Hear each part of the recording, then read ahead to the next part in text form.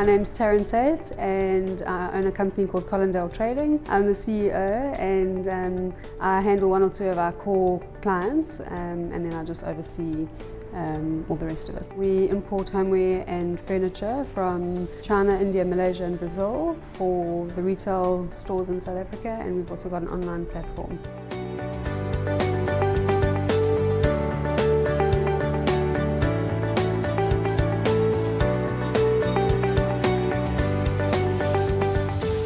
I joined a company that did all the merchandising in Game and Makro stores, and I used to work with the buyers, and then we had guys in store and we would kind of let them know about the promotions and whatever was happening so they could put the stock out in stores. And then one of the buyers from Game had moved on and started her own company, and she asked me to join her and do sourcing, so it was my first opportunity to travel to China. I was with them for about 2.5 years, and then the Coventry Group contacted me and asked me to come and meet with them, and they told me they wanted to start up a homeware division. They said if I kind of go ahead and do it, they'll finance it all, and they offered me shares to do that. I joined them in 2008, June 2008, and within 2 or 3 years we became the largest office chair supplier to Makro. 2014 we started up the little online division, and that did really well. It kind of just took off, so I've spent a lot more time focusing on that side of the business, and today it's probably 45% of our business. And then in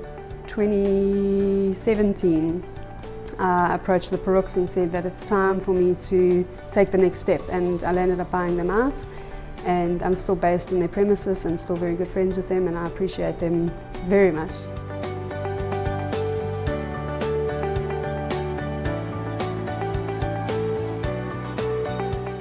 There are a lot of people that inspire me for many different reasons. If I had to mention a person, I would probably say my kids. I've got a son, Mitchell, who's 9, and a daughter, Holly, who's 6, and very blessed. And that's purely because they definitely inspire me to be a better person. You know, you try and teach your kids all these values and all the rights and wrongs and do's and don'ts, and every day when I do things, I think, you know, how would this, you know, what would they think about it, and what example does it set to them? So they are definitely probably the biggest inspiration to me.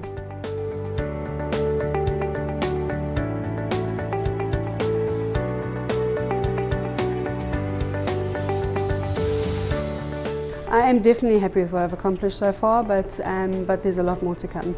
I do know that there's a lot more that I want to do. There's just in terms of helping people and social development and all that kind of thing. I've got a lot of ideas in terms of bringing in younger people and training them up into this industry. A lot of the people in the industry are older and they've got all the experience and everything, which is great, but there's no one coming through to impart that experience with. And it's not a case of just taking anyone off the street. You've got to have a passion for business and for what we do. If I can find people with that, I would be so happy to invest my time and energy into growing them and just helping the industry.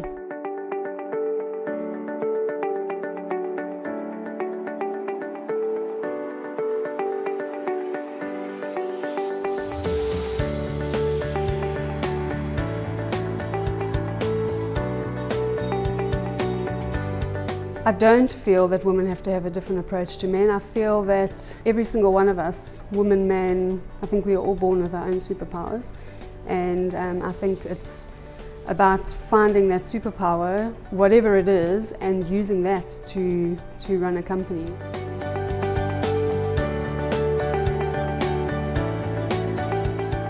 A work-life balance is something I definitely battle with because I'm a people pleaser and I'm an overachiever. And I've landed up joining an entrepreneurs organisation where we put into different forums, and we basically hold each other accountable for a full work, personal and family balance. So that has been instrumental in helping me find a work-life balance.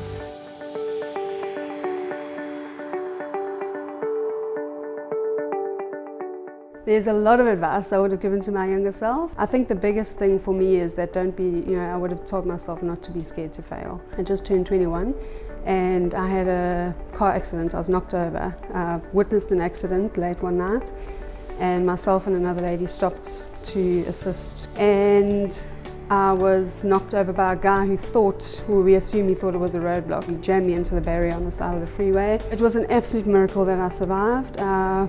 I nearly lost my left leg, and for me, I think I actually said the words out aloud, oh my God, I'm going to die. So when I realized I was still alive, nothing else mattered. I did not see it as a problem, I just saw it as a sort of stumbling block. And I remember sitting there thinking, this is totally not the way I ever would have thought that I would have handled a situation like this.